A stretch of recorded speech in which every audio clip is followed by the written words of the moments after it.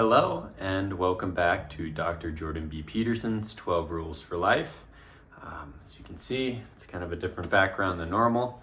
It's quite the flurry of snow out there right now. It's coming down hard. Today we have rule number 10, be precise in your speech.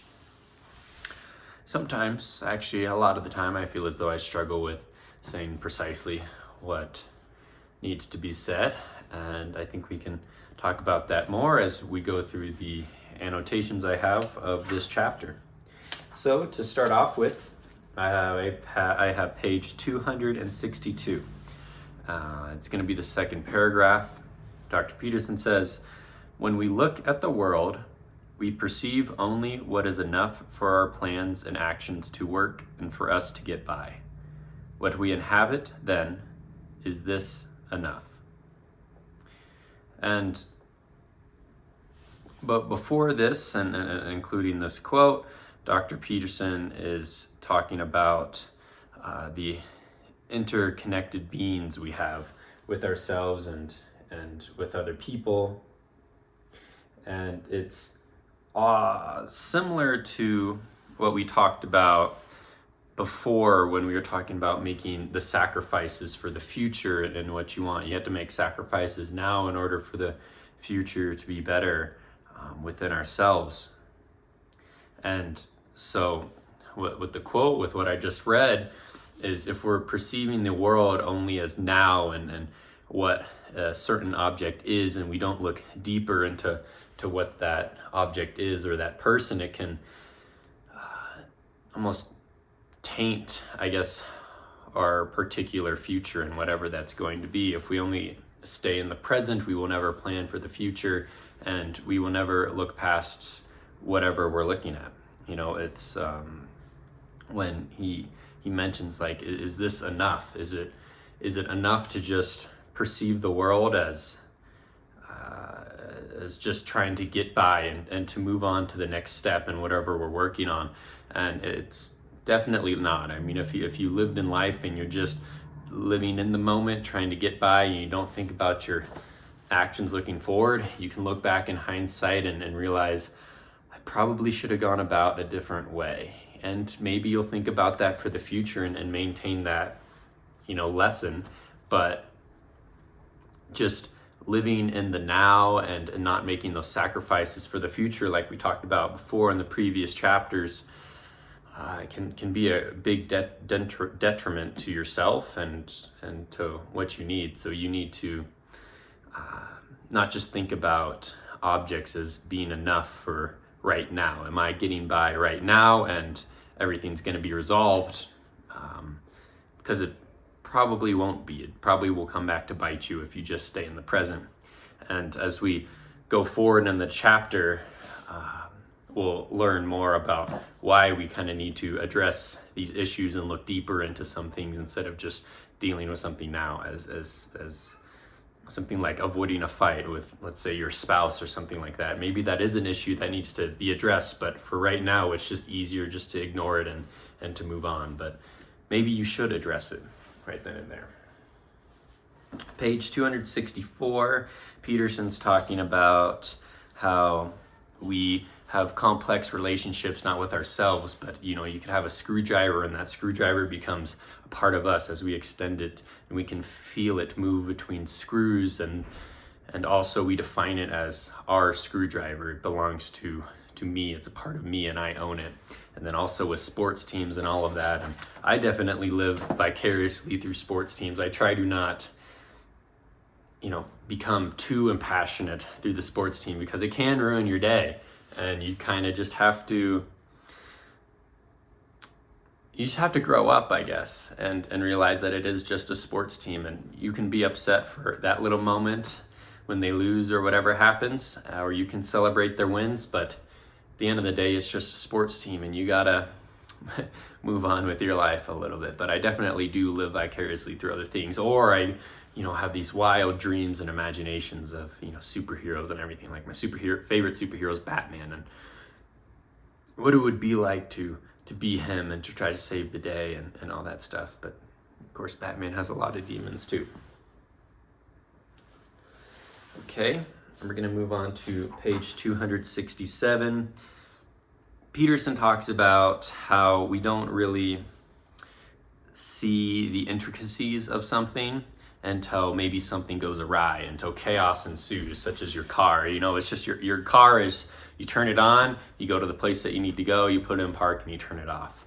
But then once it breaks down, that's when the complexity and the chaos ensues, and you don't know what to do, you don't know how to fix it. And I had a very similar situation, like with my PC, because I have one of those desktop PCs that built yourself, and there's a lot of components to it, and usually you just turn it on and go about your business, whether that's video games or internet or whatever you're doing with it. But then one day when I had moved apartments, it just stopped for whatever reason showing the icon to connect to internet, to the Wi-Fi.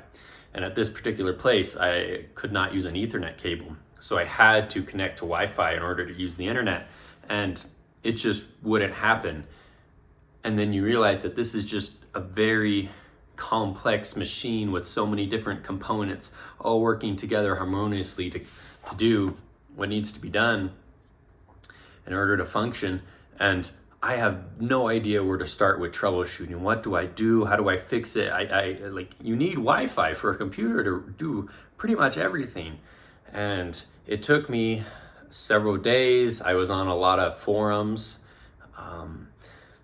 and figured out it was my Wi-Fi adapter. I tried to, update and reinstall, and it just wouldn't do it. And so I had to take a USB flash drive it in my Wi-Fi adapter, and finally I was able to get Wi-Fi again. But yeah, it's when the things break down that when you kind of go into that panic and the chaos ensues, and you don't really know what to do in that moment. And sometimes you react in a good way, and sometimes it's in a bad way. But it is not really your mind taking over. It's your body, as Peterson says, it's going into that reaction of whatever it is. That's why the military trains so hard in ingraining their soldiers and trying to get that muscle memory, because when you're in that situation where someone starts shooting at you, you're not going to be thinking, you're just going to be reacting and doing whatever your body's doing.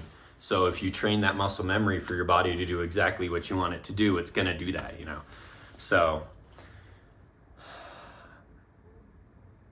I guess at the end of the day, I can relate to realizing how chaos ensues when something doesn't work, as well as the importance of training yourself to try to react in a certain way. Okay. Page 271. Peterson talks about there's no such thing as a dragon, and how if you kind of ignore a problem, it gets bigger and bigger, and maybe you can ignore it for a little bit, but eventually it'll grow and it'll compound. Just like if you were to have an investment account, or you have the eighth wonder of the world, which is compound interest, and it just grows and grows and grows. And if you don't address the issue, they're gonna compound and build on each other until it's finally too much in your face where you have to deal with it. It's my girlfriend, I can pretty much tell every time when she's upset, even if she's trying to hide it. She doesn't really play her cards very well. She doesn't have a very good poker face. So I can always tell, and I pretty much try to address it every single time. I just try to, all right, let's get this out in the open. Let's just figure it out, even if she doesn't want to, because if we just sweep it underneath the rug, we're still gonna remember that moment, whether whatever she's upset about, she's still gonna remember that and could bring that up in the future, and that'll just linger in her mind as something that she doesn't approve of. And so if we don't talk about it and address it, it's just gonna stay there, and then maybe something else happens, and then that adds to the previous encounter that she was upset about. Now she's upset about two things, but it's not a simple addition of I'm upset about this thing and this thing. It compounds. It exponentially grows in how much I guess she would be upset, or even if she may get angry where I'm saying that she's always getting upset. But even if I were to get upset and then another thing happens and I don't address either issue, it's not being multiplied by two, I guess. My problem with her. It's growing into a bigger thing than you ever thought. And so we just try to get that out in the open and solve the issues, and that way it doesn't compound and become this giant dragon that's taking away the house. At the same time, I don't do that with everything. Something like my car, if it's check engine light comes on, I'm not going to immediately go to, well, I guess I would go to O'Reilly Auto Parts because they do a free engine check, but I won't immediately do that. I'm like, oh, I got to do this and that, and maybe I can go there. I don't try to take care of the problem right away, and if I wait too long, then that problem can get worse and worse, and then it costs more money to fix. So I have to work on that. I do it with some things, but not everything, which is kind of bizarre, but something I got to work on, that's for sure. It's also similar, like if I come back home from work, I get everything ready for the next day before I make dinner and sit down and relax. I try to get everything done that kind of annoys me and is more of a chore before I sit down and relax. I don't know why, but I just hate knowing that there's something else I need to do. I prefer to just get everything done, even if I'm just starving and hangry or whatever. I'll just get everything done so that way I can finally just sit down at the end of the day and relax.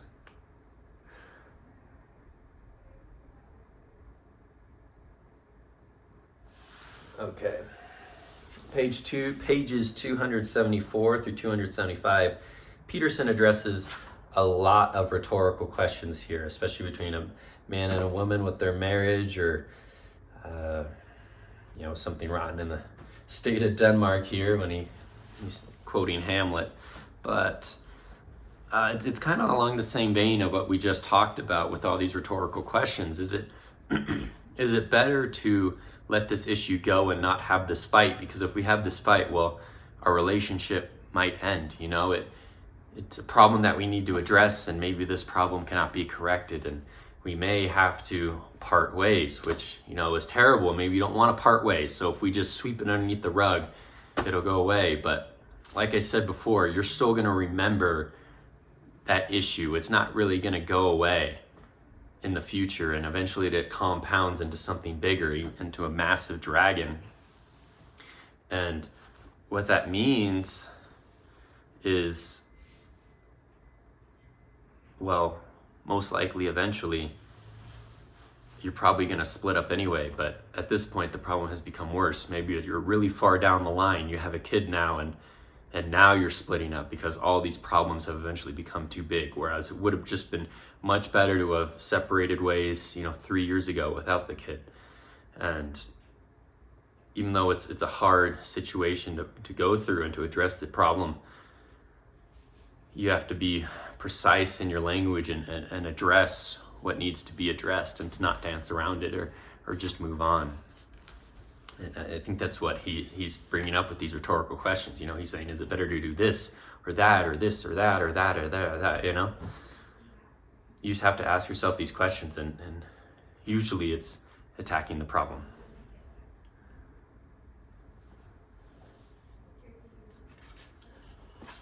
Page 278, Peterson says that if we speak precisely and address the problem, uncertainty can lift, and we can reestablish order through our speech.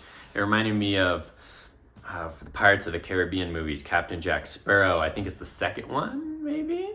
He says the problem is not the problem. The problem is your attitude towards the problem. And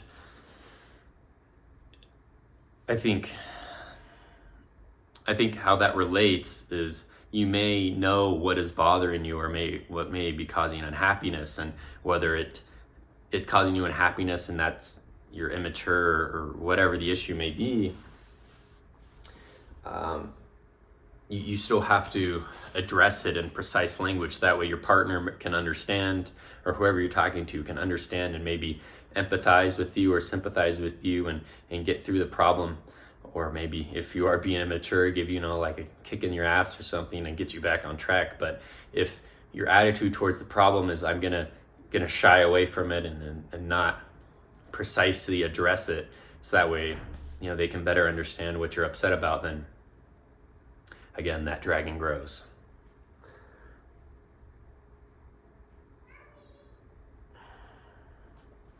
Page 280, he also talks about where if you don't address the problem, it could just be a squirrel that's chasing you, or it could be a lion, and your imagination can run wild with more and more problems, and your imagination can be much scarier than whatever that terrible thing is, and it could be a plethora of terrible things. As he says with the doctor scenario, if you don't tell your doctor exactly what's wrong, well, then it could be all of these terrible diseases. But then if you do tell him what's wrong, maybe it's just the one terrible disease, or nothing at all, or whatever it is. But it's you can make the problem much worse by keeping it inside. It's like, I hate getting like a vaccine or a shot, especially as a kid. My older brothers had to hold me down, physically restrain me as they gave me a shot, and it was the anticipation of getting the shot that, oh God, I always hated. But once it went in and out, it was a tenth of a second. It hardly even hurt. It didn't even matter. And it was because my imagination was making the scenario much worse than it actually was. So you can be your own worst enemy, of course, if you don't address the problems head on and precisely. And finally, page 282.